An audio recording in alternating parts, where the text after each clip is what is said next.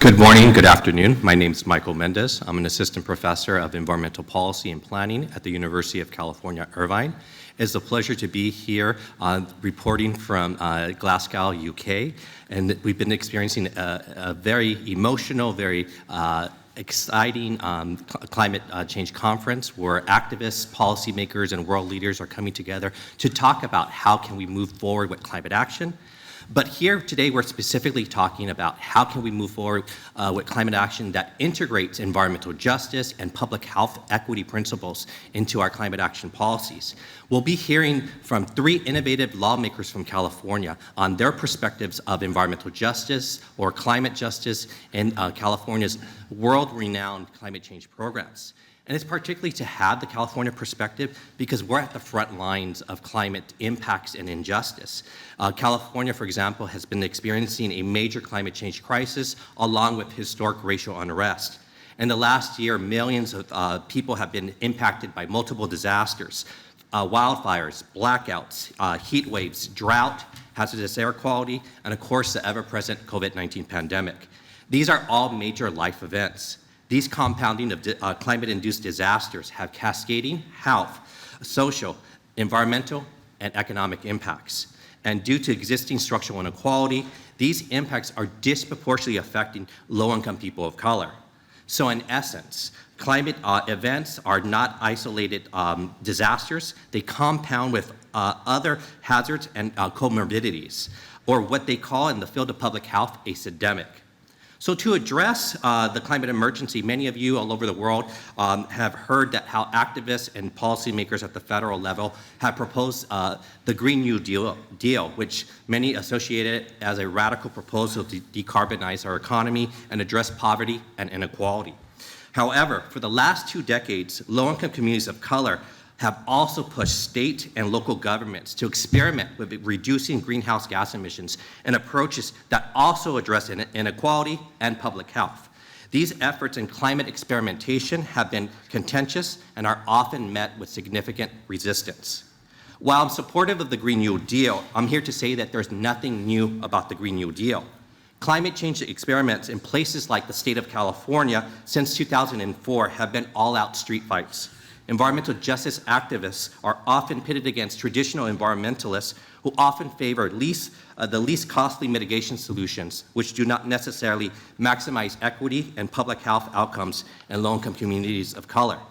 So these conflicts over climate change are cultural at their core. They illustrate that although the science of climate change is clear, policy decisions about how to respond to its effects remain contentious.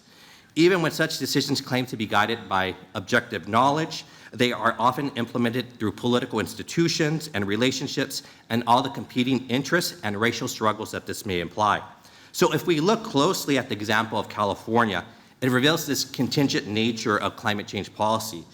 The assumptions, social, political, and cultural attitudes that often create conflict between community understandings of local environmental conditions and the prevailing global top-down conceptualization of climate change. So in California, these tensions between different approaches to addressing climate change are often centered on the politics of scale, economics, class, and race. And these differences in worldviews, if unacknowledged, can lead to the breakdown of trust even among groups that are nominally working towards the same goal, reducing the harm that climate change would do to human societies and our planet. So again, for insight into national level conflicts or even global conflicts between groups working on climate change solutions, one should look to the nearly 2-decade California experiment of incorporating environmental justice and health equity principles into climate change policies.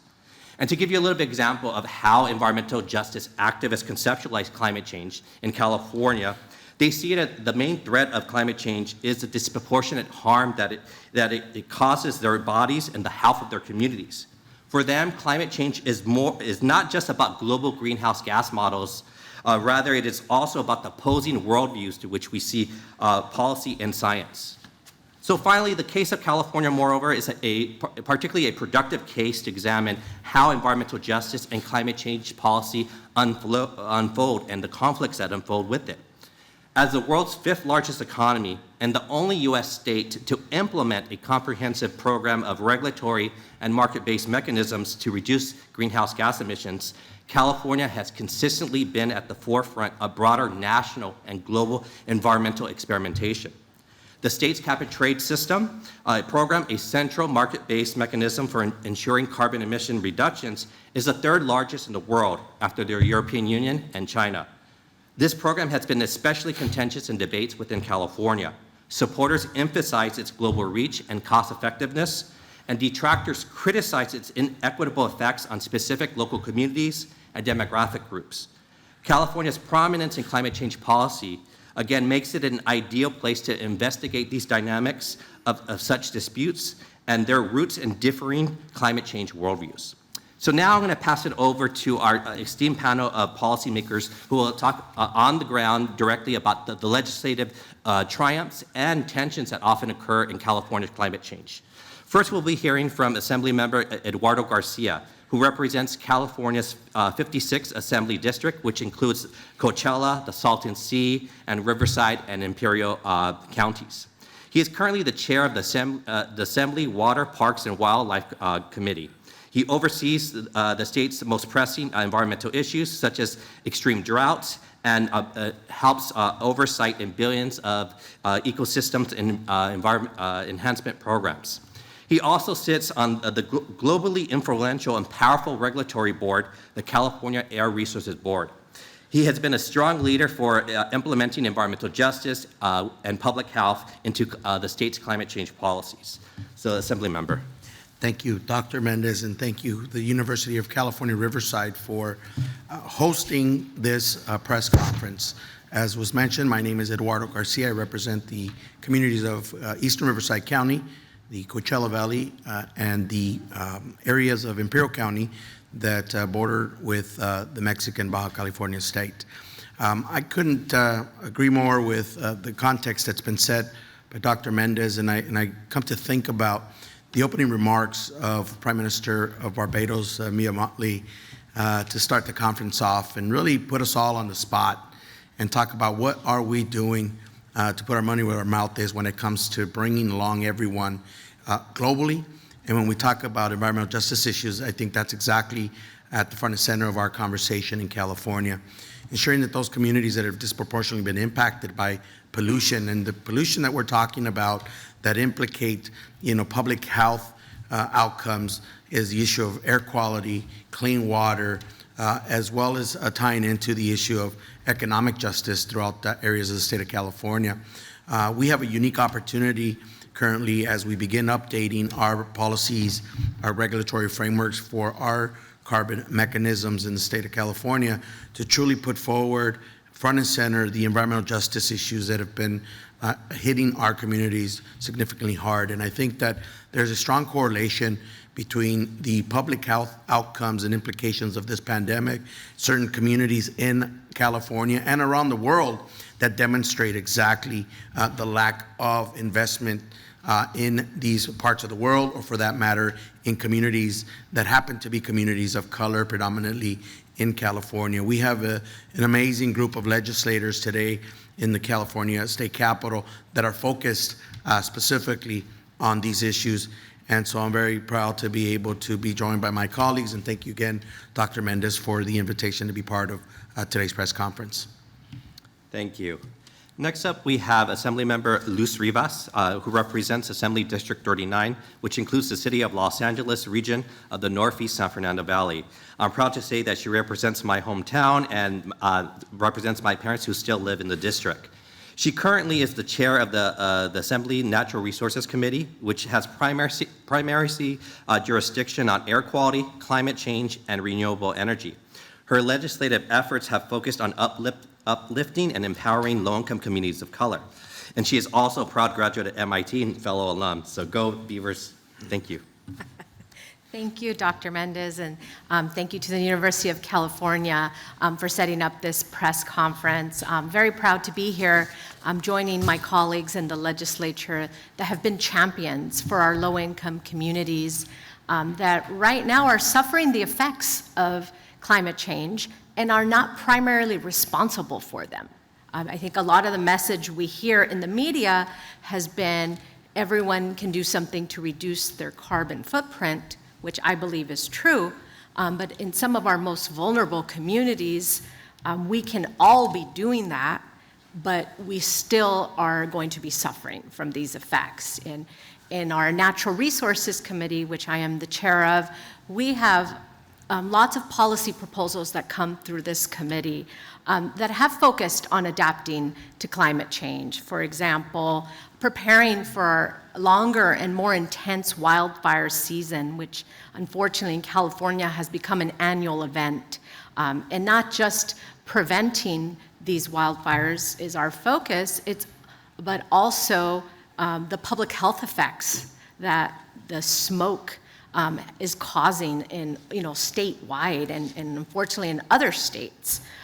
We've had colleagues that have risen to the challenge of sea level rise, which is a big problem in California. Protecting air quality, protecting our farms and food supply from climate impacts. But one of the things that I have been focused on as the committee chair has been on what are we doing to prepare our public health plans to account for these climate effects. And this year I focused on extreme heat. A lot of our urban areas, like I'm from Los Angeles, I'm from an area in Los Angeles where it gets to 120 degrees in the summer, Fahrenheit. And lots of vulnerable, older residents that don't have air conditioning and have nowhere to go. And this extreme heat is a silent killer. Every year, hundreds or thousands of people are dying, and we don't know that, because we don't collect the data that we should be in our state. And so this year I was able to secure $150 million in the state budget for extreme heat to allow local governments to apply for these funds to come up with projects to mitigate extreme heat, such as planting more trees, implementing cool roofs, and other innovative technologies that are out there that will help cool our communities, both urban and rural statewide. And so I'm very proud to be here and excited to be part of this conversation on how we are including justice in climate change in California. Thank you. And finally, we have Assembly Member Bryan, who represents Assembly District 54, which includes Baldwin Hills, South Los Angeles, and Inglewood. He was recently sworn into the State Assembly in May 2021. Prior to elected office, he was the founding director of the University of California, Los Angeles' Black Policy Project, a think tank dedicated to advancing racial equity through rigorous policy analysis and data. We look forward to learning more about how the Assembly member is going to be using a racial equity lens in his legislative priorities, particularly around climate change. So thank you for your leadership and for being here today. Well, Professor, I'm glad to be here, especially at a UC-hosted event. UCLA is now in my district, so to have run a think tank there and now represented in the legislature is a powerful feeling. I represent the largest urban oil field in the United States, the Inglewood oil field. And coming here to Glasgow and talking about the global issues, one thing has risen up to be incredibly apparent to me. It's the same Black, brown, poor, and indigenous communities in my district that are most vulnerable globally. In the global south, around the world, we find that those who are in the closest proximity to environmental hazards are those who have the least connection to our civic institutions that promote opportunity and well-being, and the deepest connection to our systems of harm and subjugation. In my district, if you live within a mile of the oil wells, you are more likely to suffer from higher asthma rates. You're more likely to have heart disease at a younger age. You have higher morbidity rates and a lower life expectancy. Again, you're also more likely to be Black, brown, poor, and indigenous. It's not enough to think about environmental justice just as a public health crisis. It's an education crisis. It's a criminal legal crisis. It's a housing justice crisis. I'll explain why. The kids that have the higher asthma rates also have the lowest attendance rates in their schools. It's the same homes that are in proximity to our environmental hazards that are in the closer proximity to underfunded schools. food deserts, higher rent share burdens, lower economic mobility opportunities, higher unemployment rates. All of these things compound in a constellation of failures. So here in the California State Legislature, we have to think about these through an intersectional policy lens. And I'm proud to be up here with my colleagues who are doing that. Luz Rivas, for example, she and I co-authored a bill to give youth a voice in California policymaking, the Youth Empowerment Act. My colleague, Senator Henry Stern, and I co-authored a bill to increase accountability and transparency to make sure that those who live within a mile of an oil well can report negative public health outcomes that they're experiencing back to the state and have those reports calculated and quantified and presented to us in the legislature so that we can legislate based on data that's happening real time in our communities. Now, there's a lot of work to be done, but this year I'm proud to say California invested over $13 billion in our climate action plans, from $800 billion to address extreme heat to $100 million for climate resiliency centers. So there's a lot of promise, but I will also say California also invested $13 billion in mass incarceration, in our systems of punishment at the state level. And so there's a lot of work to think about systems of harm and opportunity, systems of well-being, environmental justice, and systems of harm and subjugation that exacerbate the root conditions of these problems. Great.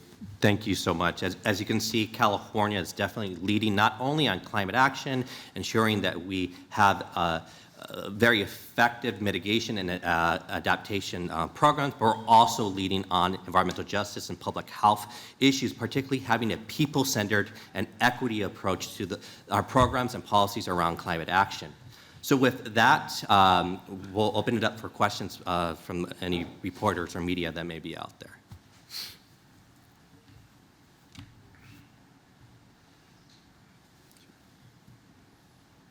Yeah, up front.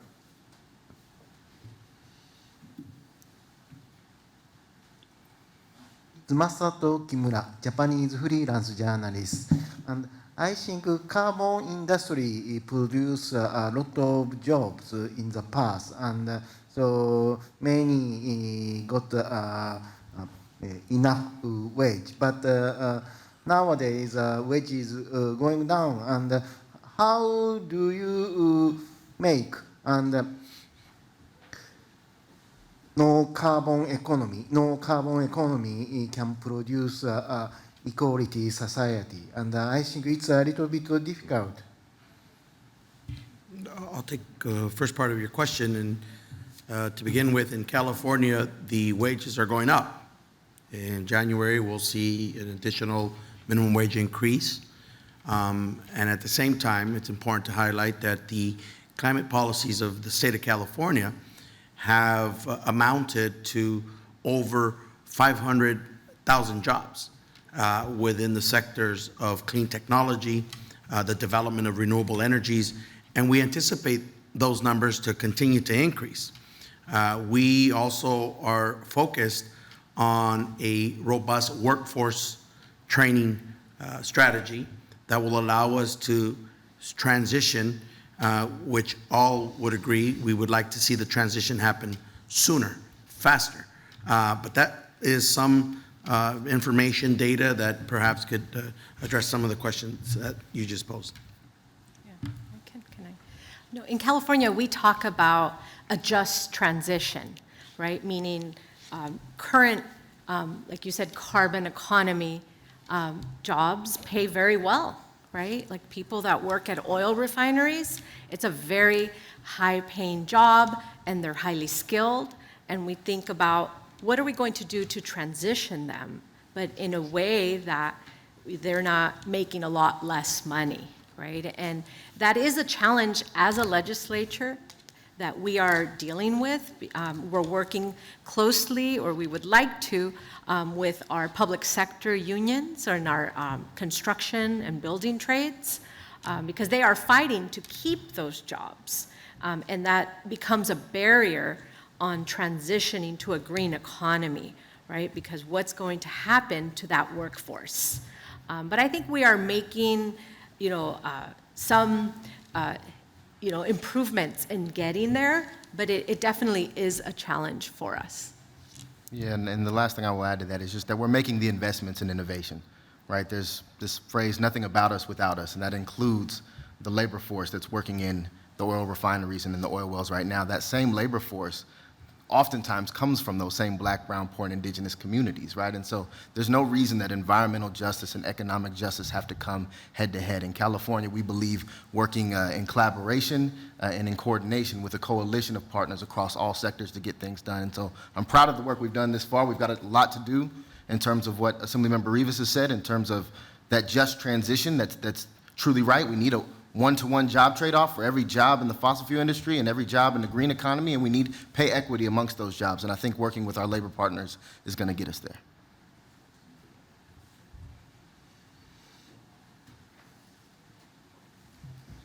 My name is Sven Rudolph, Kyoto University in Japan. I have been working on cap and trade schemes and climate justice and environmental justice for some years. And of course, California is one of the most progressive, probably cap and trade schemes in the world. I would like to hear your opinion on like what you see, how far can this use of carbon pricing revenues be with respect to solving the problems of economic, social injustice, environmental injustice, and particularly because I know that in California, like a big part of the environmental justice movement has been very skeptical towards cap and trade schemes. So what would be your view on that? Thank you very much. I'll start the responses, and the first thing is I'd like to highlight, $10 billion of investments in this last budget in California going towards investing in communities that want to see the benefits of this program or system that we've adopted. For us, that is front and center of the discussion, why we engage in this environmental justice arena of policymaking is because we want to see those investments come back to the communities that need it the most. It's equity, the word that we utilize when we're talking about a distribution of those revenues coming from the Greenhouse Gas Reduction Fund to assist in building the housing that we need, in transitioning to a cleaner transportation system, to supporting farm workers to ensure that they also have good housing that is energy efficient for the purposes of not just saving money on energy, but also contributing to the emission reduction goals and objectives of the state. And so for us, it's extremely important to be intentional with those dollars and investing them in the places that historically have not seen those dollars coming back. And I believe that the environmental justice community and organizations that we work with in California are aligned with that vision and that mission of making sure that those dollars make their way back to those communities.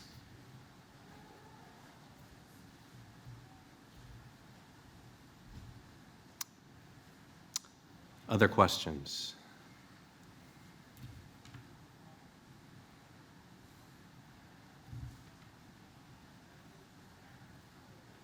Okay, while we're waiting for a couple questions, I can moderate a discussion. In the work as you're developing policies, often there's that tension I mentioned earlier between cost efficiency and equity, and building support not only within the legislature itself, but in communities. How have you made climate change real to your local communities when you go talk to the community worker or farm worker or public health advocate in your district? How do you make climate change real and important to them? I think we've had some of the hottest months in years on record. Seems like year after year. The drought conditions are incredibly real in California, as I know they are in other places around the world. In my district, we had an oil spill back in April that made it incredibly real for folks who live nearby. I think tying our environmental justice efforts in with the other social injustices and inequities that our communities are feeling is how you bring that full circle. All of these issues, again, they touch on each other. And I think when you explain that to people in real time, that they find their connection point to environmental justice work, and then we start talking solutions. And cost effective is really the job of the legislator often, and I think the role of community is to always push us to do more.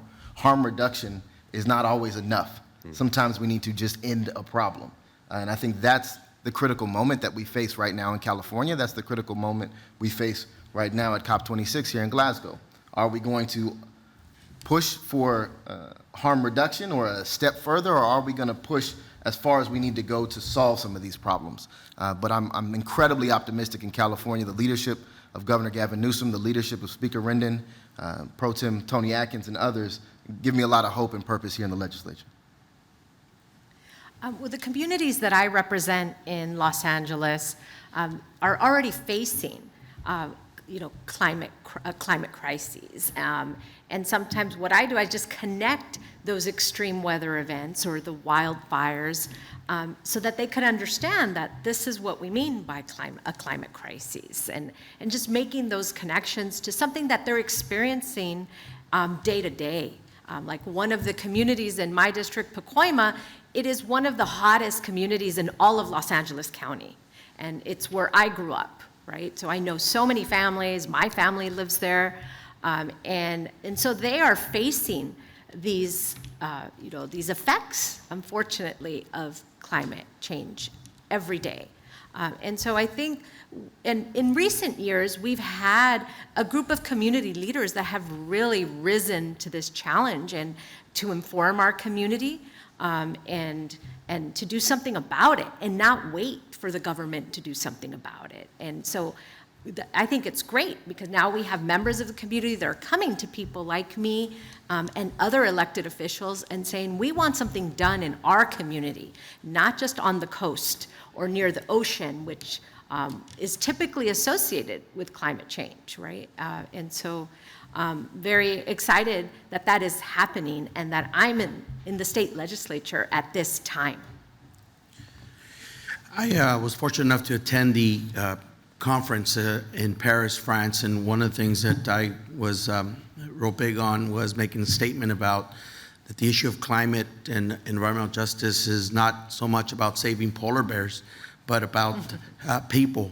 And the fact is that it's about people's public health and well-being, far greater of a priority than the argument about polar bears. And I caught some heat for that, but nevertheless, I think I brought attention to the issue at hand, and that was that when you have communities that have children where 7 of 10 have respiratory problems, it is about the public health of people first and not the polar bears. And the fact of the matter is that when we center our policies around human health, we're able to connect those dots much easier, simpler for our constituents to understand. See, the fact is that, we have a large constituency of farm workers and service industry workers who, during this pandemic, were devastated by the stoppage of work if you're in the hospitality industry. And if you were in the farming community, if you're a farm worker, you didn't stop working. But we also got to see the implications of that. Those were the populations up and down the state of California that were hit the hardest with the loss of life, and also who had to be submitted into the hospitals for treatment for COVID-19. Medically underserved areas, economically depressed communities for many, many decades. And so we've seen the exacerbated circumstances as a result of the pandemic hit those communities hard. And so for our area, when we talk about climate and global warming, it's not in the context of the conversations that are happening here. It's in the context that we're trying to put front and center in California and in these conversations here, and that is about people. Economic justice, racial justice, environmental justice all have an intersection, as my colleagues have mentioned in this conversation, and that's how we connect that discussion to real time, as our governor would say, in our communities in California. Thank you. I want everyone to notice this panel of experts and policymakers. It's not by accident it looks the way it does. The diversity, this is the real diversity of California. Often when you think about California and environmental action or climate change, you think about surfers, or as Assembly Member Rivas talked about, the coastal areas. But these are the key global leaders in our state that are pushing forward climate action, as well as environmental justice and public health.